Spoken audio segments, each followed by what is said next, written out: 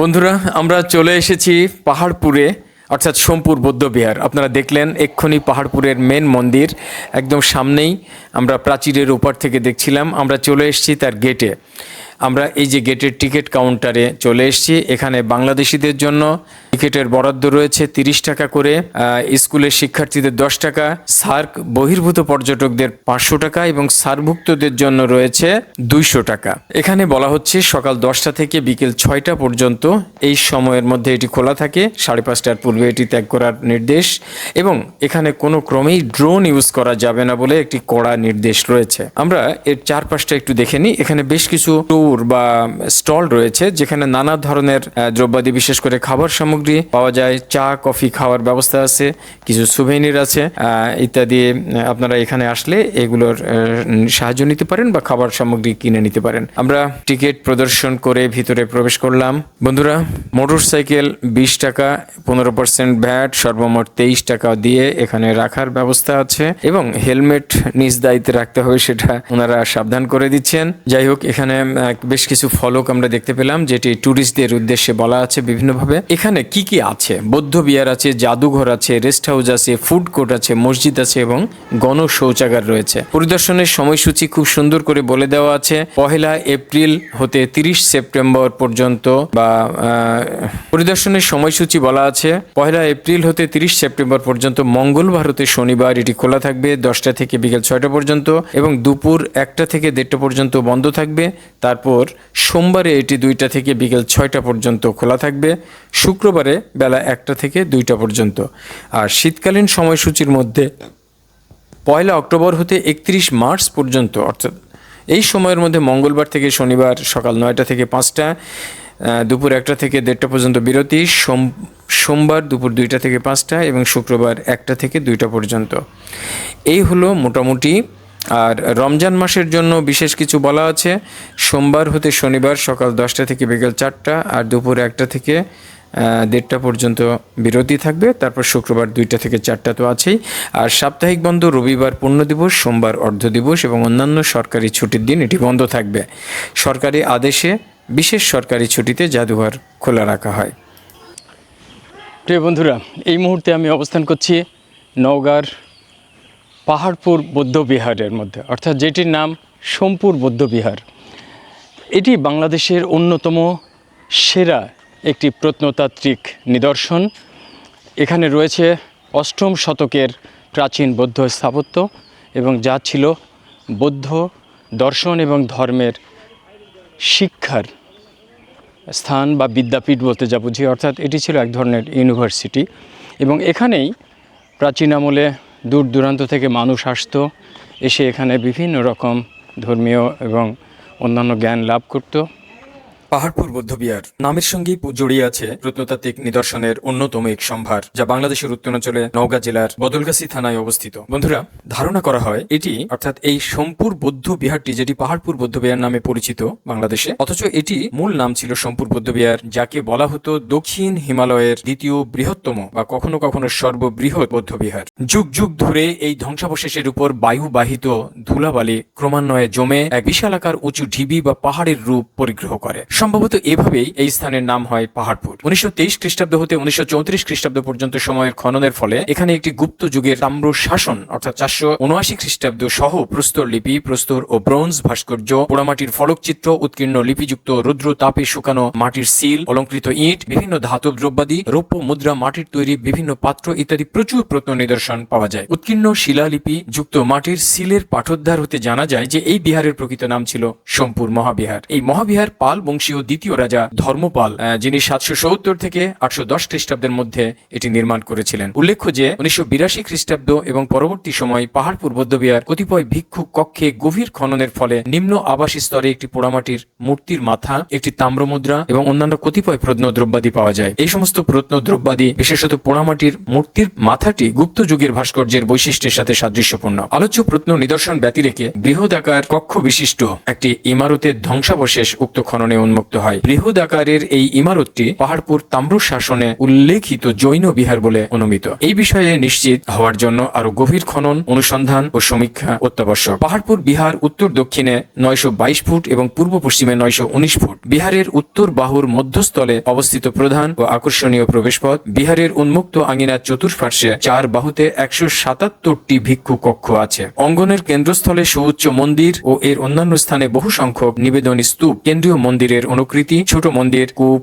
রান্নাঘর, ভোজনালয়, ছোট বড় মন্দির ও অন্যান্য অট্টালিকার সমাবেশে খুবই চমৎকার।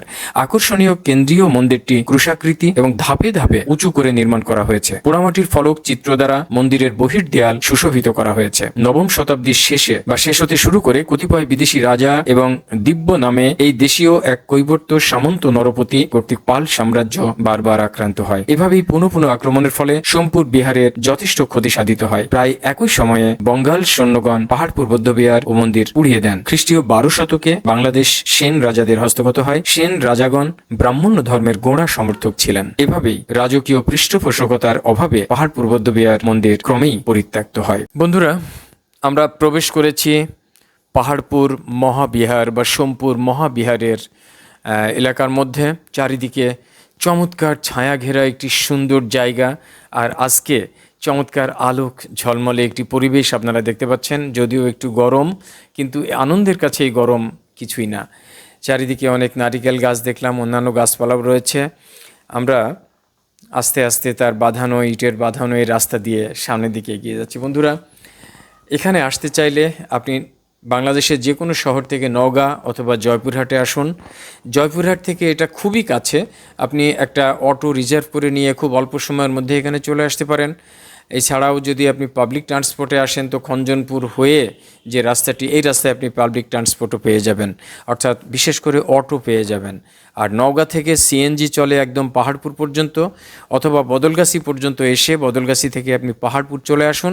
পাহাড়পুর থেকে ছোট্ট একটা ভ্যানে চড়ে মাত্র 1 কিলোমিটারও নয়, মাত্র কয়েকশো গজ, 200 গজ, 250 গজ বা 400 গজ সর্বোচ্চ, আপনারা চলে আসুন পাহাড়পুরে। দেখছেন দূর থেকে উকি দিচ্ছে সেই পাহাড় খ্যাত মূল মন্দির, অর্থাৎ সোমপুর বৌদ্ধবিহারের কেন্দ্রীয় মন্দির। অদ্ভুত সুন্দর, চারিদিকে সবুজের ছোঁয়া। এখানে একটি রেস্ট হাউসও রয়েছে, আমরা দেখতে পাচ্ছি। কর্তৃপক্ষের সঙ্গে কথা বললে হয়তোবা এখানে রাত্রি যাপন করা যাবে। খুব চমৎকার এনভায়রনমেন্ট, প্রচুর গাছপালা লাগানো হয়েছে এবং সুন্দর সাজানো ইটের রাস্তা। এই রাস্তাটা এখানে দৃশ্য, এই রাস্তা ধরেই জাদুঘরে পৌঁছে যাওয়া যাবে। সোমপুর বৌদ্ধবিহার তথা পাহাড়পুর বৌদ্ধবিহার যতটা সুন্দর, ঠিক তেমনি এই এলাকার ভিতরে গড়ে তোলা এই কৃত্রিম রাস্তাঘাট, ফুল বাগান, সব কিছুই কিন্তু আমার কাছে অনেক বেশি সুন্দর মনে হচ্ছে। অনেক অনেক সুন্দর এই জায়গাটি, পরিপাটি করে সাজানো। আর আমি চলে যাচ্ছি এখন এই যে মিউজিয়ামে হয়তো ক্যামেরা অ্যালাউ করবে না, কিন্তু যা কিছু দেখব সেটি অবশ্যই আপনাদের জানাবো পরে। বন্ধুরা, আমি চলে এসেছি পাহাড়পুর জাদুঘরের সামনে। আমি এখন জাদুঘরের ভিতরে প্রবেশ করব। বন্ধুরা, জাদুঘরে যা দেখলাম তা অল্প কথায় আপনাদের বলি। পোড়ামাটির প্রচুর পরিমাণে কাজ এবং পাথরের বেশ কিছু মূর্তি রয়েছে।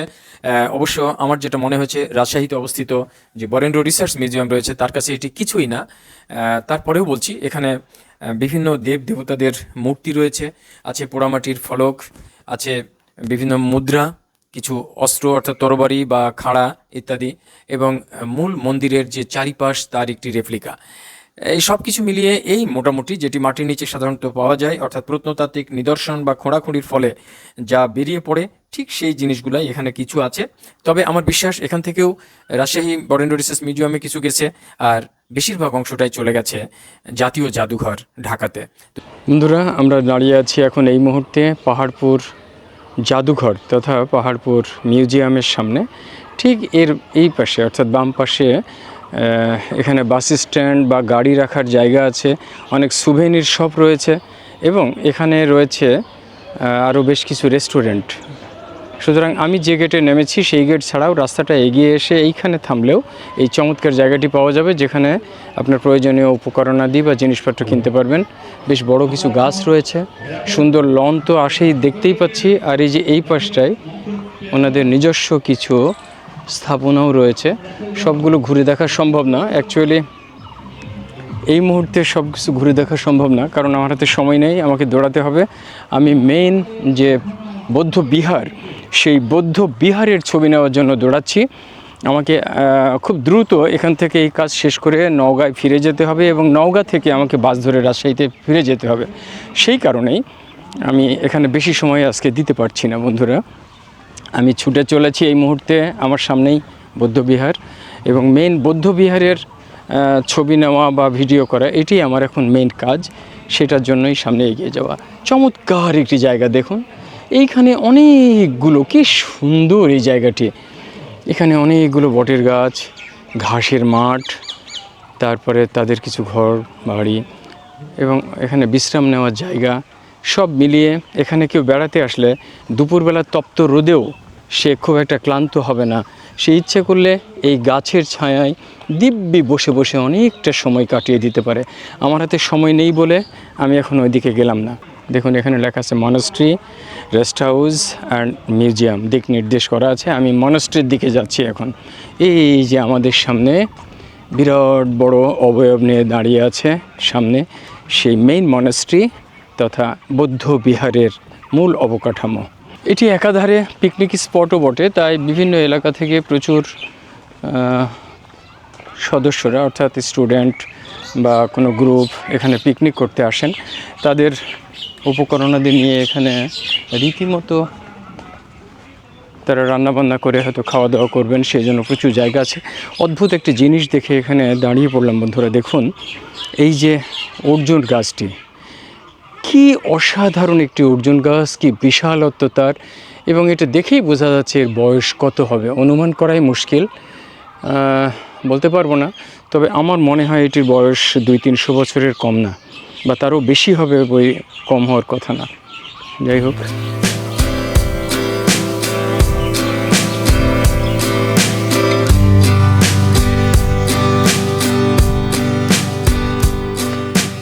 দেখুন এই পাশে সূর্যমুখী ফুলের চাষ করা হয়েছে, কি সুন্দর, এবং লনটা কি অসাধারণ, একটু টিলার মতো, বেশ উঁচু জায়গাটি, হ্যাঁ সুন্দর। আর এই পাশে ফুলের বাগান, অসংখ্য ফুলের চাষ হচ্ছে এখানে।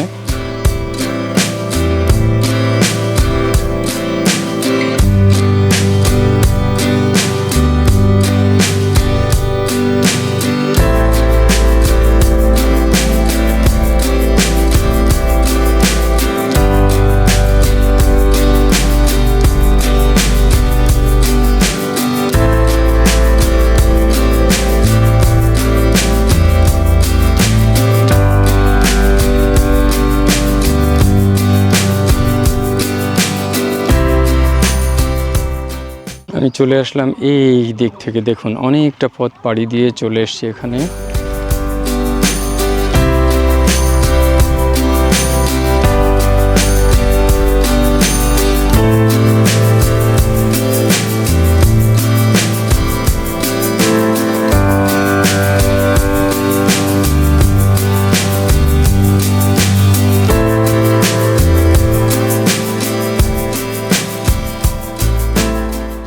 বন্ধুরা আজ এই পর্যন্তই। ভিডিওটা দুটি পর্বে আসলে বিভক্ত করেছি আমি।